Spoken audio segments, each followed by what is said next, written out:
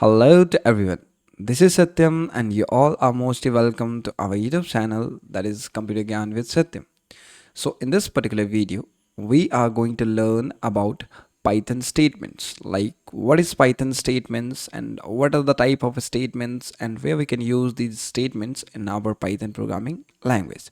So we will see each and everything with the help of given points one by one, and we will just try to understand all the things regarding Python statements. Okay, so first of all we will see, like in Python, a statement is a line of a code that the Python interpreter execute.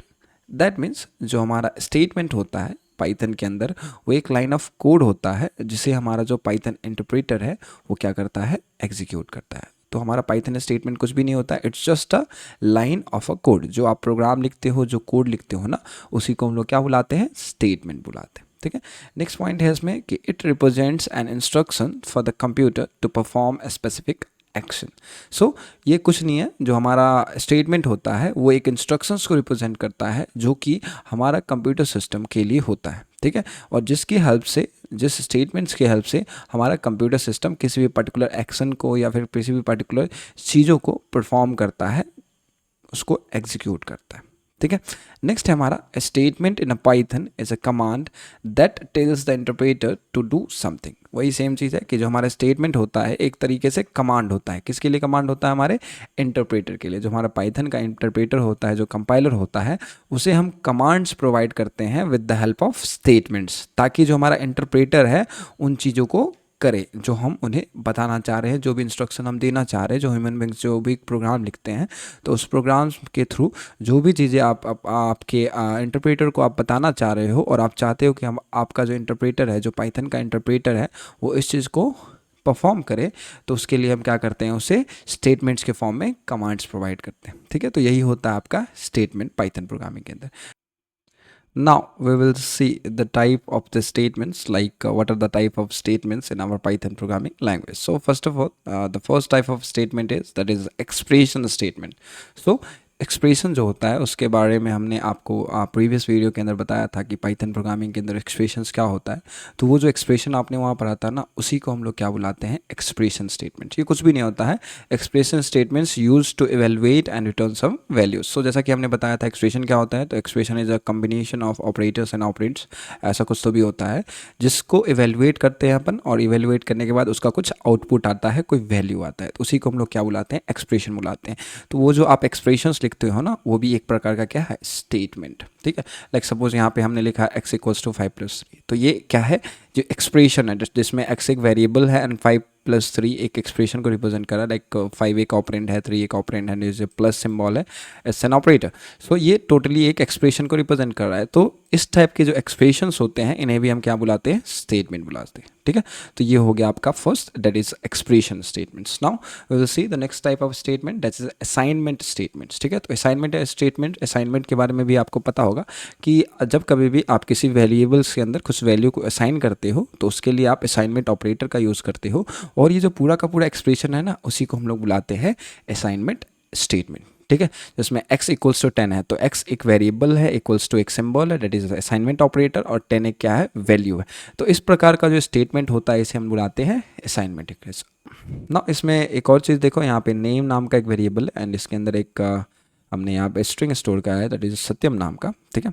तो इस type का भी जो statement होता है, इसे भी आप क्या बुला सकते हो, दैट इज असाइनमेंट स्टेटमेंट. ठीक है. तो ये हो गया आपका second type of statement. Now हम थर्ड टाइप देखते हैं, that is a function definition statements. ठीक है. अब ये फंक्शन क्या होता है, ये आपको अभी नहीं पता होगा, क्योंकि हमने इसके बारे में अभी नहीं पढ़ा है, बट इतना जान लो कि फंक्शन जो होता है वो एक रीयूजेबल ब्लॉक ऑफ कोड होता है प्रोग्राम्स के अंदर. ठीक है. अब आगे हम जब फंक्शंस को पढ़ेंगे अच्छे तरीके से, तो वहाँ पे आपको बेहतर ढंग से चीज़ें समझ में आएगी कि हमारा फंक्शन होता क्या है. बस अभी आप इतना समझ लो कि फंक्शन जो होता है वो रीयूजेबल ब्लॉक ऑफ कोड होता है, जिसे हम बार बार इस्तेमाल करते हैं अपने प्रोग्राम के अंदर. ठीक है. और फंक्शन को कुछ इस तरीके से डिफाइन करते हैं, एग्जांपल यहाँ पे लिखा हुआ है, जो कि अभी आपको समझने की कुछ खास आवश्यकता नहीं है. बस इतना जान लो कि फंक्शन डिफिनीशन स्टेटमेंट्स भी आपके पाइथन प्रोग्रामिंग के अंदर होता है, वो वन ऑफ द टाइप. ठीक है, फिलहाल इतना ही जान लो, आगे हम इसे डिटेल वे में पढ़ेंगे जब हमें फंक्शंस को पढ़ना होगा। ठीक है, नाउ नेक्स्ट है इसमें क्लास डिफिनेशन स्टेटमेंट्स। तो यहाँ पे भी सेम चीज़ है, ये क्लासेस क्या होते हैं अभी आपको नहीं पता होगा क्योंकि हमने ये चीज़ें नहीं पढ़ाई आपको, तो ये चीज़ें भी हम आगे आने वाली वीडियोस में कवर करेंगे।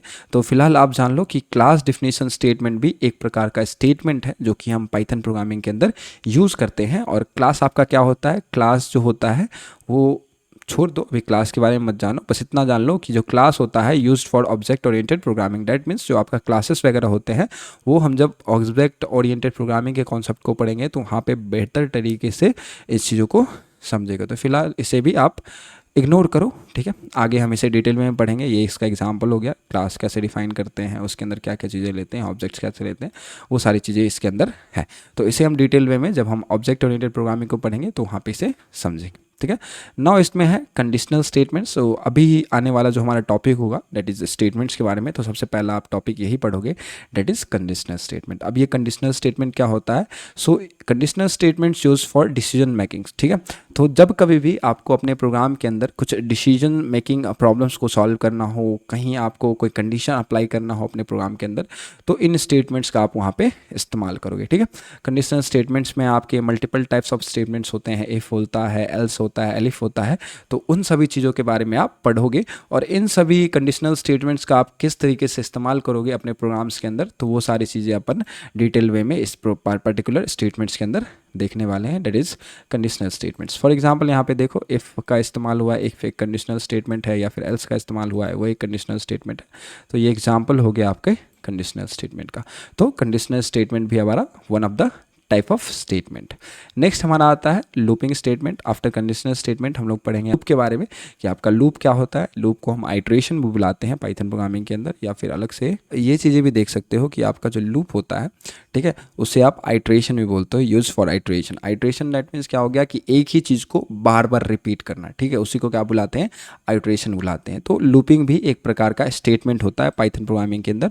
और पाइथन के अंदर बेसिकली दो टाइप के लूप होते हैं, एक होता है आपका फॉर लूप, एक होता है वाइल लूप। ठीक है, ये फॉर लूप का एग्जांपल है और ये वाइल लूप का एग्जांपल है। ठीक है, तो अभी फिलहाल आप इतना ही समझो कि एक लूपिंग स्टेटमेंट भी होता है। अब ये क्या होता है पूरी डिटेल वे में हम आगे जब टॉपिक्स को कवर करेंगे तो वहाँ पे अच्छे तरीके से समझेंगे।